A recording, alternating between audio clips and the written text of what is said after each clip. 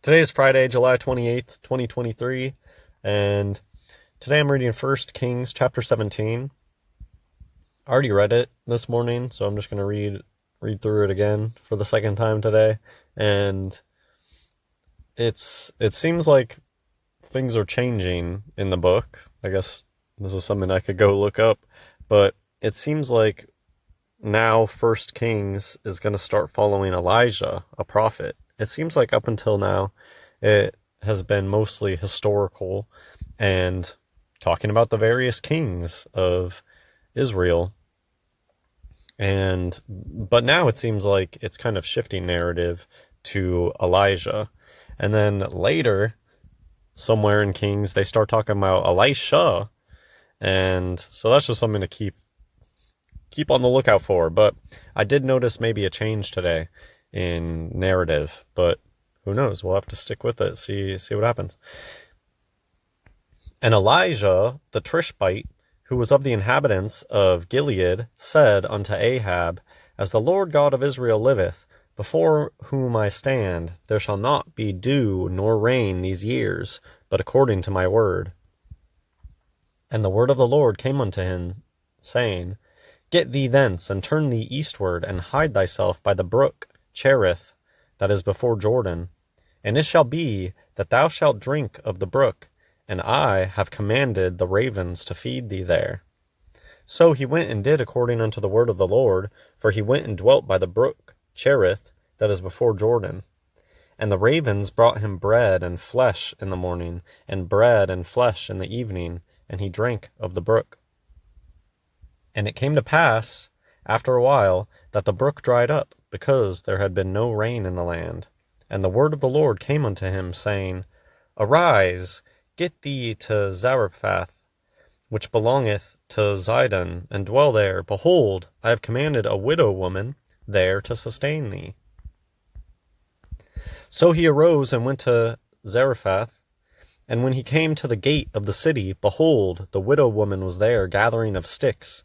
And he called to her and said, Fetch me, I pray thee, a little water in a vessel, that I may drink. And as she was going to fetch it, he called to her and said, Bring me, I pray thee, a morsel of bread in thine hand. And she said, As the Lord thy God liveth, I have not a cake, but an handful of meal in a barrel, and a little oil in a cruse. And behold, I am gathering 2 sticks, that I may go in and dress it for me and my son, that we may eat it and die. So this sounds very dramatic at this point, but so Elijah said that there's not going to be any rain in the land, and time has passed. Enough time has passed that the brook that he was drinking from has dried up, and now God told him to go to this place. So there's a famine in the land at this point, and this mother and child are literally starving to death. And I believe that's why she makes this comment, like, I'm going out here to grab a couple sticks to make my last meal, me and my child's last meal. That's the way that I'm interpreting that.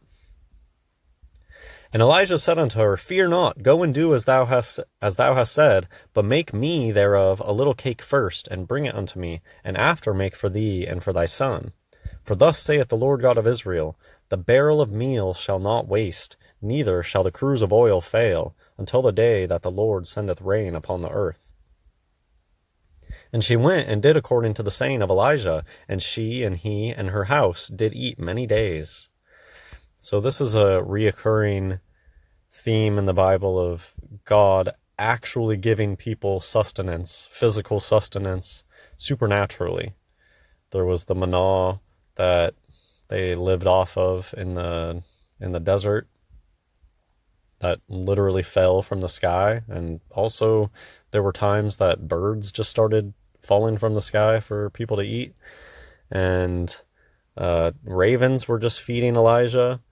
And now something that Jesus did multiple times too, where you have a small amount of food, but it lasts a really long time. I don't know, this just came to me. Have you guys noticed that it seems like certain fruits or vegetables last like an incredibly long amount of time these days?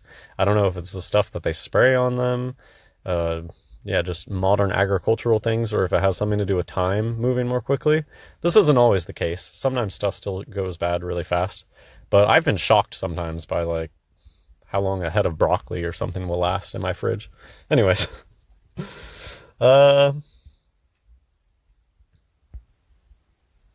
Verse 17.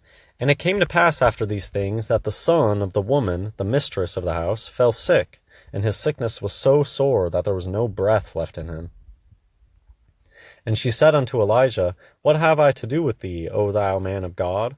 Art thou come unto me to call my sin to remembrance, and to slay my son?